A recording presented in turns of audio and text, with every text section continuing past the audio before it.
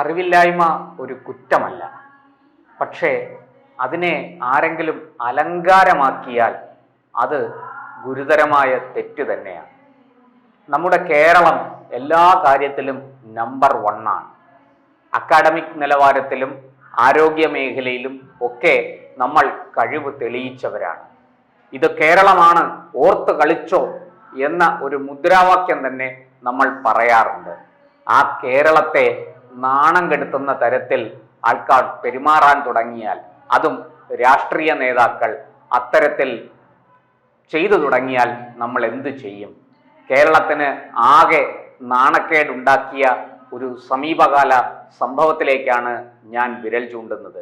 പ്രേക്ഷകർക്ക് എല്ലാവർക്കും അറിയാം, നമ്മുടെ ഒരു യുവ നേതാവ് രാജ്യസഭ MP ബംഗളൂരുവിൽ ചെന്ന് കർണാടകയുടെ തലസ്ഥാനമായ ബംഗളൂരുവിലെ ഒരു ന്യൂസ് ചാനലിനോട് ഇംഗ്ലീഷിൽ സംസാരിച്ചത് നമ്മൾ എല്ലാവരും കേട്ടു. തപ്പിത്തടഞ്ഞ് ബുദ്ധിമുട്ടി ഇംഗ്ലീഷ് പറയുന്നത് പോകട്ടെ, ഇംഗ്ലീഷ് അറിയണമെന്ന് നിർബന്ധമൊന്നുമില്ല. രാഷ്ട്രീയത്തിൽ പ്രവർത്തിക്കാനും ജനങ്ങളുടെ വോട്ട് നേടി ജനപ്രതിനിധിയായിട്ട് ജയിച്ചു വരാനും ഒക്കെ ഭാഷ പഠിക്കണം എന്ന നിർബന്ധമൊന്നുമില്ല. പക്ഷേ ഒരു കാര്യം നമ്മൾ മറക്കരുത്, ഉന്നത വിദ്യാഭ്യാസം നേടിയ ഡിഗ്രിയും PGയും PhD തീസിസ് ഇപ്പോൾ സമർപ്പിക്കാനിരിക്കുന്ന, നിയമത്തിൽ ഡിഗ്രിയുള്ള, അതുപോലെ ജേർണലിസം ഡിപ്ലോമയുള്ള ഒരു വ്യക്തി തപ്പിത്തടഞ്ഞ് മുറി ഇംഗ്ലീഷിൽ സംസാരിക്കുന്നു. അതും പൊട്ട തെറ്റ് പറയുന്നു. മുറി ഇംഗ്ലീഷിൽ തപ്പിത്തടഞ്ഞ് സംസാരിക്കുന്നത് നമുക്ക് മനസ്സിലാക്കാം. അഭ്യാസമില്ലെങ്കിൽ അങ്ങനെയൊക്കെ സംഭവിക്കും. ഇംഗ്ലീഷ് എന്ന് പറയുന്ന ഭാഷയാണ് ലോകം ഭരിക്കുന്നത് എന്നൊന്നും നമുക്ക് അഭിപ്രായമില്ല. ഇംഗ്ലീഷ് ധാരാളം പേർ ഉപയോഗിക്കുന്ന ഭാഷയാണ്. അതുകൊണ്ട് തന്നെ ഇംഗ്ലീഷ് അറിഞ്ഞിരുന്നാൽ നല്ലത്. അല്ലാതെ ഇംഗ്ലീഷ് അറിഞ്ഞാലേ ഭൂമിയിൽ ജീവിക്കാൻ കഴിയൂ എന്ന അഭിപ്രായമൊന്നും നമുക്കില്ല. പക്ഷേ ഈ തപ്പിത്തടഞ്ഞ് ഇംഗ്ലീഷ് പറയുന്നത് പോട്ടെ, പൊട്ട തെറ്റ് പറഞ്ഞാലോ ആന മണ്ടത്തരം പറഞ്ഞാലോ ഈ കൊച്ചുകുട്ടികൾ പോലും അറിയുന്ന, മനസ്സിലാക്കുന്ന, അവർക്ക് അറിവുള്ള ചില നിസാര നിയമങ്ങൾ, വവ്വൽസ് ഉപയോഗിക്കുമ്പോൾ പാലിക്കേണ്ട ഒരു സാമാന്യ മര്യാദയുണ്ട്, അതുപോലും പാലിക്കാതെ ഒരാൾ ആന മണ്ടത്തരം വിളിച്ചു പറഞ്ഞാൽ എന്തു ചെയ്യും? കേരളത്തിലെ യുവജന പ്രസ്ഥാനത്തിന്റെ, യുവജനങ്ങളെ രോമാഞ്ചം കൊള്ളിക്കുന്ന ഒരു പ്രസ്ഥാനം കേരളത്തിലുണ്ട്. അതിന്റെ പേര് DYFI എന്നാണ്. ആ DYFIയുടെ സംസ്ഥാന നേതാവല്ല, അഖിലേന്ത്യാ നേതാവാണ് കഥാപാത്രം. അദ്ദേഹമാണ് ഈ മണ്ടത്തരം എഴുന്നള്ളിച്ചത്, മറ്റാരുമല്ല. നമ്മുടെ സോഷ്യൽ മീഡിയയൊക്കെ AA റഹീം എന്ന് ആക്ഷേപിക്കുന്ന ശ്രീ AA റഹീമാണ് കഥാപുരുഷൻ. അദ്ദേഹം ബംഗളൂരുവിൽ കർണാടക സർക്കാർ അല്ലെങ്കിൽ ബംഗളൂരുവിലെ പ്രാദേശിക ഭരണകൂടം അവിടത്തെ ഒരു കോളനി ഒഴിപ്പിച്ചു. അതായത് സർക്കാരിന്റെ പുറമ്പോക്ക് ഭൂമിയിൽ അനധികൃതമായി കയ്യേറി നിർമ്മിതികൾ നടത്തി ചെറിയ വീടുകൾ നിർമ്മിച്ച് കാലങ്ങളായി അവിടെ താമസിക്കുന്ന ആൾക്കാർ നിരവധി തവണ ഒഴിഞ്ഞു പോകാൻ പറഞ്ഞിട്ടും കേട്ടില്ല. ആ കോളനിയുടെ പേര് ഫക്കീർ കോളനി എന്നാണ്. ഈ ഫക്കീർ കോളനി ഏതാണ്ട് 1 വർഷം മുമ്പ് നോട്ടീസ് കൊടുത്തിട്ടും മാറുന്നില്ല. ഒടുവിൽ കഴിഞ്ഞയാഴ്ച അവിടുത്തെ കറണ്ട് കട്ട് ചെയ്ത് ആ കോളനി ഒഴിപ്പിച്ച് സർക്കാർ കെട്ടിടങ്ങളെല്ലാം അനധികൃതമായി നിർമ്മിച്ച എല്ലാ കെട്ടിടങ്ങളും ഇടിച്ചു നിരത്തി. നമ്മുടെ കേരളത്തിന്റെ മുഖ്യമന്ത്രി സഖാവ് പിണറായി വിജയനും അദ്ദേഹത്തിന്റെ പാർട്ടിക്കും സഹിച്ചില്ല. അവർ സടകുടഞ്ഞെഴുന്നേറ്റു. എന്താണ് കാര്യം? ഈ ഉത്തരേന്ത്യൻ UP ബുൾഡോസർ രാജ് അതിതാ ദക്ഷിണേന്ത്യയിലേക്ക് സ്വീകരിച്ച് ആനയിച്ചു കൊണ്ടുവന്നിരിക്കുന്നു. ആര്? രാഹുൽ ഗാന്ധിയുടെ പാർട്ടി കോൺഗ്രസ് സർക്കാരാണ് ഇപ്പോൾ കർണാടക ഭരിക്കുന്നത്. അതുകൊണ്ട് വെച്ച് കാച്ചി മുഖ്യമന്ത്രി മുതൽ AA റഹീം വരെ ഉള്ളവർ. റഹീം ഇവിടം കൊണ്ട് ഫേസ്ബുക്ക് പോസ്റ്റ് ഇടുകയോ ഇവിടെ പ്രകടനം നടത്തുകയോ ഒന്നും കൊണ്ട് അവസാനിപ്പിച്ചില്ല. മറിച്ച് നേരെ വിമാനം പിടിച്ചു ബംഗളൂരുവിലെത്തി. അവിടെ ഈ കോളനി സന്ദർശിച്ചു. തുടർന്ന് TV9 എന്ന ചാനലുകാർ റഹീമിന്റെ പ്രതികരണം എടുക്കാൻ അവിടെ എത്തി. അപ്പോഴായിരുന്നു ആശാന്റെ ഈ പ്രകടനം, മിന്നുന്ന പ്രകടനം. എന്താണ് അദ്ദേഹം ഇംഗ്ലീഷിൽ പറഞ്ഞത് എന്ന് കേട്ടാൽ നമുക്ക് ചിരി വരും.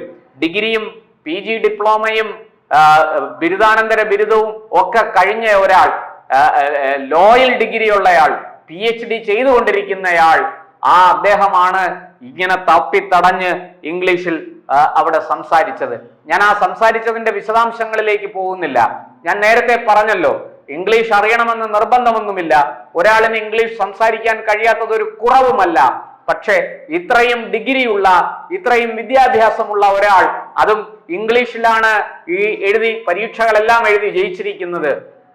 ലോയ്ക്ക് പഠിച്ചത് ഇംഗ്ലീഷില്, ഡിഗ്രി എഴുതി ജയിച്ചത് ഇംഗ്ലീഷില്, PG എഴുതി ജയിച്ചത് ഇംഗ്ലീഷില്, ഇപ്പോൾ PhD തീസിസ് തയ്യാറാക്കിക്കൊണ്ടിരിക്കുന്നതും ഇംഗ്ലീഷില്. അങ്ങനെയുള്ള ഒരാളാണ് ഈ ഗതികേട് അനുഭവിക്കുന്നത് എന്ന് ഓർക്കണം. സത്യത്തിൽ അത് ലോകം മുഴുവനും കണ്ടു. കണ്ടവർ മൂക്കത്ത് വിരൽ വെച്ചു.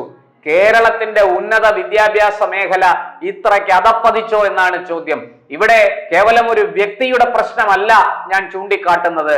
ഇവിടെ നിന്ന് പഠിച്ചു പോകുന്ന കുട്ടികൾ, ഇവിടുന്ന് ഉന്നത ബിരുദം നേടി പുറത്തിറങ്ങുന്നവർ മര്യാദയ്ക്ക് നേരെ ചൊവ്വേ ഇംഗ്ലീഷിൽ 2 വരി പറയാൻ അറിഞ്ഞൂടാത്തവരാണ് എന്ന ആക്ഷേപമാണ് ഇപ്പോൾ ലോകമെങ്ങും ഉയരുന്നത്. അതിന് കാരണം കേരളത്തിലെ ഈ തീപ്പൊരി നേതാവും യുവജന പ്രസ്ഥാനത്തിന്റെ അഖിലേന്ത്യാ നേതാവായ AA റഹീമാണ് ഇതിന് വഴിമരുന്നിട്ടത്.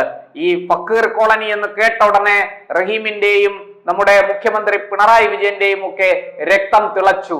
അവർ ചാടി വീണു. ന്യൂനപക്ഷങ്ങൾ വേട്ടയാടപ്പെടുന്നു, രാജ്യം മുഴുവനും ന്യൂനപക്ഷങ്ങൾ വേട്ടയാടപ്പെട്ടുകൊണ്ടിരിക്കുന്നു. അവിടെ ആ BJPയുടെ വേട്ടയാടലിനെ എതിർക്കേണ്ട കോൺഗ്രസ് തന്നെ ഇവിടെ ദക്ഷിണേന്ത്യയിൽ ന്യൂനപക്ഷങ്ങളെ, പ്രത്യേകിച്ചും മുസ്ലിങ്ങളെ വേട്ടയാടുന്നു എന്ന് പറഞ്ഞ അങ്ങനൊരു പ്രതീതി ജനിപ്പിച്ചുകൊണ്ടാണ് അവർ രംഗത്ത് വന്നത്. ആ രംഗത്ത് വന്നത് എന്തിനു വേണ്ടിയാണെന്ന് നമുക്കറിയാം. അത് മുസ്ലിം ന്യൂനപക്ഷങ്ങളോടുള്ള പ്രേമമാണെന്ന് കരുതിയെങ്കിൽ തെറ്റി. അതല്ല, കേരളത്തിലെ തദ്ദേശ തിരഞ്ഞെടുപ്പിൽ കനത്ത തിരിച്ചടി കിട്ടി. മുസ്ലിം ന്യൂനപക്ഷം അടക്കമുള്ളവർ ഈ സർക്കാരിനെതിരെ വിധി എഴുതി. എങ്ങനെയും നഷ്ടപ്പെട്ട ഈ മുസ്ലിം പിന്തുണ തിരിച്ചു പിടിക്കണം. അതിന് വീണ് കിട്ടിയ ഒരു ഇരയാണ് ഫക്കീർ കോളനി വിവാദം, അവിടുത്തെ കുടിയൊഴിപ്പിക്കൽ. ആ കുടിയൊഴിപ്പിക്കലിനെ കച്ചിത്തുരുമ്പായി പിടിച്ചുകൊണ്ട് സഖാവ് പിണറായി വിജയന്റെ നേതൃത്വത്തിൽ, നമ്മുടെ ബഹുമാനപ്പെട്ട മുഖ്യമന്ത്രിയുടെ നേതൃത്വത്തിൽ CPM ഞാൻ നേരത്തെ പറഞ്ഞതുപോലെ സടകുടഞ്ഞെഴുന്നേറ്റു, ചാടി വീണു, ആക്രമണം തുടങ്ങി കോൺഗ്രസിനെതിരെ. പക്ഷേ സെൽഫ് ഗോൾ അടിച്ചതുപോലെ ആയിപ്പോയി. റഹീമിനെ പോലൊരാൾ അവിടെ ചെന്ന് ഈ വിടുവായത്തരം നേരെ ചൊവ്വെ പറയാൻ അറിയാതെ, ഇംഗ്ലീഷ് കൈകാര്യം ചെയ്യാൻ അറിയാതെ, ഇത്രയും ഉന്നത ബിരുദങ്ങളുള്ള വലിയ നേട്ടങ്ങൾ സ്വന്തമാക്കിയ ഒരു നേതാവ് ഇംഗ്ലീഷിൽ ബബ്ബ അടിച്ചപ്പോൾ നാണം കെട്ടത് മലയാളിയാണ്. കുറഞ്ഞ പക്ഷം അതെങ്കിലും CPM-ഉം സർക്കാരും തിരിച്ചറിയണം. ഇവിടെ നമ്മളെല്ലാവരും, മലയാളികൾ എല്ലാവരും ഓർക്കേണ്ട ഒരു കാര്യമുണ്ട്.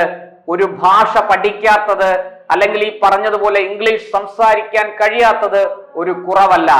പക്ഷേ നമ്മൾ അക്കാഡമിക് രംഗത്ത് വലിയ നേട്ടങ്ങൾ കൊയ്തു എന്ന് അവകാശപ്പെട്ട് ഇത് കേരളമാണ്, നമ്പർ 1 ആണ്, സൂക്ഷിച്ചോ, കേരളത്തിൽ ഇതൊന്നും നടക്കില്ല എന്നൊക്കെ പറഞ്ഞ് വിരട്ടുന്നുണ്ടല്ലോ.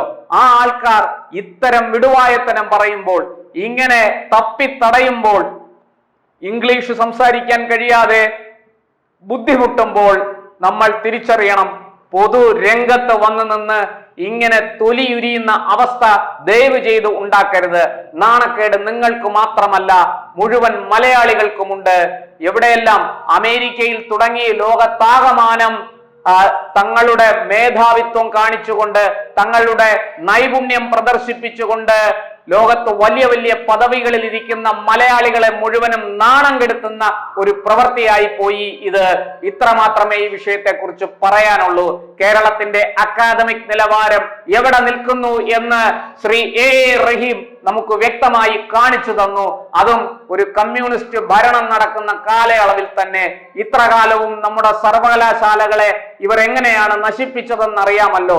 ഈ കേരള സർവകലാശാലയിൽ മാത്രം 35,000-ഓളം സീറ്റുകളാണ് ഒഴിഞ്ഞു കിടക്കുന്നത്. ആർട്സ് സബ്ജക്റ്റുകളിൽ, സയൻസ് സബ്ജക്റ്റുകളിൽ ഒക്കെ സീറ്റുകൾ ഒഴിഞ്ഞു കിടക്കുന്നു. കുട്ടികൾ ഈ സംസ്ഥാനം വിട്ട് മറ്റ് സംസ്ഥാനങ്ങളിലേക്കും വിദേശത്തേക്കും പഠിക്കാൻ പോകുന്നു. ഈ സത്യം ഇനിയെങ്കിലും മലയാളി മനസ്സിലാക്കണം, തിരിച്ചറിയണം. ഇവിടത്തെ രാഷ്ട്രീയ അതിപ്രസരണമാണ് നമ്മുടെ വിദ്യാഭ്യാസ മേഖലയെ തകർത്തത്. നേരെ ചൊവ്വേ ഇംഗ്ലീഷിലോ മലയാളത്തിലോ ഹിന്ദിയിലോ ഒരു വരി പറയാൻ അറിയാത്ത ഒരു തലമുറയെ വാർത്തെടുത്തെങ്കിൽ അതിന്റെ ഉത്തരവാദി ഇവിടുത്തെ അധ്യാപകരോ സർവകലാശാലകളോ അല്ല, മറിച്ച് അതിന്റെ ഭരണം കൈയാളിയിരുന്ന ആൾക്കാരാണ്. അവർ ചെയ്തു കൂട്ടിയ പാപങ്ങളുടെ ഫലമാണ് ഇപ്പോൾ നമ്മൾ അനുഭവിക്കുന്നത് എന്നുകൂടി തിരിച്ചറിയണം.